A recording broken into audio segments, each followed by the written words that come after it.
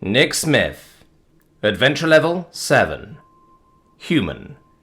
American. Dumbfounded, I met Vin's angry stare. What's the rush? Did something happen? What's going on? It's probably stupid to ask, though. I turned my attention back to the tablets and began to read again. Day 94. The demon emits T2 magical energy by default. A significant amount of it, much more than the elves or dwarves do. It's possible this is why the tear is radiating this type of magic. Further experimentation is required. Demon physiology is fascinating. Organs shift in their purposes as others are removed and shift back once they regrow. Not certain if this is the case for all demons, but this thing is made to survive. Very useful for my purposes. Day 96. It spoke to me today. Frets, of course. But the fact that it was able to learn English to do so is pretty incredible. It looks like a simple beast with a vaguely humanoid form, but there's a cunning intellect in there. It's a shame that I don't have the luxury of experimenting with its intelligence. Day 101. My research has allowed the Malice organization to discover a method of summoning a demon. Essentially, a miniature tear in this reality is formed, and a demonic presence is pulled through by force. It's outside of my expertise. I inform the leaders of the fact that I have no need of a second demon at the moment, and explain that demons seem to be strong enough to be a risk, so it's best to leave it be for now. They listened. For now. Day 103. The demon died today. The timing is very suspicious. It is also of concern that I can't seem to pin down the cause of death. I think that someone killed it, likely to force the issue of a summoning ritual. Or I'm being paranoid and it simply passed due to having too many of its organs removed at once. It continued to radiate T2 magic for 3 hours after its death. Unlike with the elves and dwarves, though, its organs stopped emitting the magic even while on life support.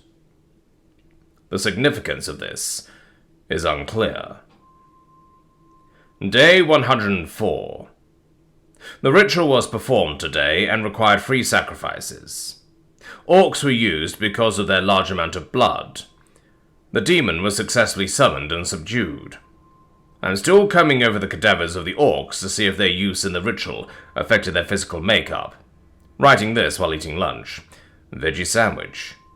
Meat that didn't used to be sapient is difficult to come by, and I refuse to allow myself to sink that low. Lunch is done. The orc's physiology remained unchanged. More importantly, the new demon also speaks English. Shared knowledge, or did it have previous exposure to our language somehow? The only things it will tell me are what it wants to do with my skin and organs. Perhaps I will take some of its recommendations to heart with my experiments. Day 107. Comparing demon organs to mer organs has led to some fascinating discoveries. While transplanting organs between the different mer species results in immediate rejection, transplantation of demonic organs into mer is possible. Rejection is still an issue, but it can be mitigated with immunosuppressants. Day 108. Confirmed benefits of demonic organ transplant in elves. Faster overall healing. Not as fast as a demon, but much faster than should be possible with elven metabolism and physiology. More potent magical potential. Average storage increase of 47% detected in the magic core of hosts. These are initial results. We're still a ways away from human testing. Fucking hells, Rebus muttered. Even my stomach's starting to roil. I gave him a sympathetic look. No more interruptions, Vin growled. This is important. Read. Day 113. Over the course of the last few days, security forces have been taking the demon for interrogation without explanation. Today it escaped while being transported from my lab. Instead of trying to flee, it began killing everyone it came across. I heard the screams and knew what happened. I locked the door to my lab and sat there, waiting to see what would happen. Should have I been afraid? The screaming and shouting were getting closer, but that could have been my imagination. Why wasn't I afraid? Security managed to kill the thing before it got to my lab. In total, it killed 18 people. Mostly civilians, if such a thing even exists anymore. Still, it's a significant impact on our current population. I envy them. Day 117. A new demon has been summoned and additional precautions have been taken. Experimentation will continue. Day 120. The tears are beginning to radiate more T2 magic than before. Could this be because of the summonings? That doesn't make sense. We didn't see a measurable difference after the first one. Why would a second one make this kind of impact? Is this unrelated? Day 121. I've confirmed that more summonings have taken place. More radiation is coming from the tears, and the amount is still increasing. A meeting was held to discuss this, and it was revealed that almost every Malos site has a demon captive. However, the increase of radiation didn't occur in concurrence with the summonings. As a result, we've concluded that the demons are likely to invade soon. We've decided against warning the Mer.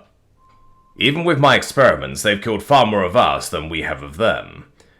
I don't know whether we deserve such treatment or not, but said treatment has decided their fate. Perhaps our own as well. Day 122. I haven't slept. Been running every experiment I can think of to learn as much as we can.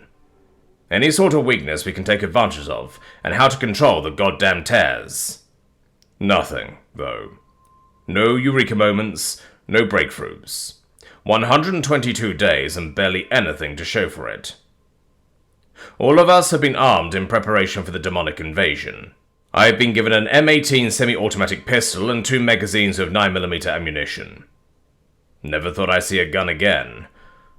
Hope it works. Day 125. Well, the gun bought me some time at least. The demons have invaded. Malos sites began going dark almost immediately. It didn't take us long to figure out they were tracking their captured comrades. Unfortunately, this realization came too late. The demons have all but annihilated our security forces. The last bits are holding out as I write this. We're going to evacuate, and try to make it to the ocean. Might find shelter to the south. That's it, I said. Guess they didn't make it out, Gully muttered. Nah, they might have, Rebus said, glancing at me sympathetically. Maybe they just left their notes behind because they were in a hurry. Either scenario is possible, Larry said.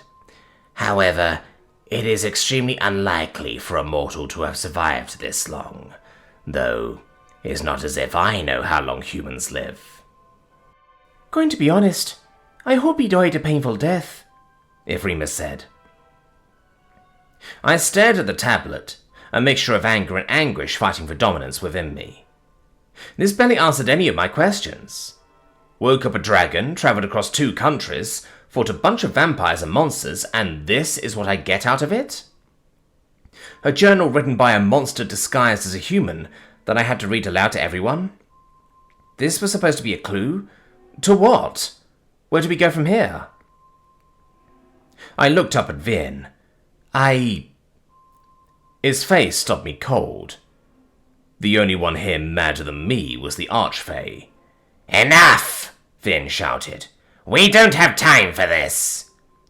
What is the matter, friend? Larry asked. The Archfey ranted on the Lich with his teeth bared. Friend? You have no idea what this cost, it growled. I wouldn't have agreed to help you if I had known. You should owe me a favor. What the... Don't bother asking, Vin sighed. You should know better than that by now. I can only reveal what I am meant to reveal in order to fulfill my newfound obligations. What's going on? I asked. What obligations? You? Fuck you! Vin shouted at me. Who the hell do you think you are, hiding the fact that you're a... Vin's eyes rolled into the back of his head for a few seconds. York and Larry moved forward to help, but the archfey quickly recovered and waved them off. Fine, it shouted. Fine, I get it.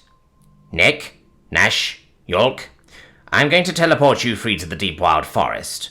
You've only been here for about a week, so... A week? Nash demanded. Impossible. How can it have been a week already? Gally asked. I don't owe you any kind of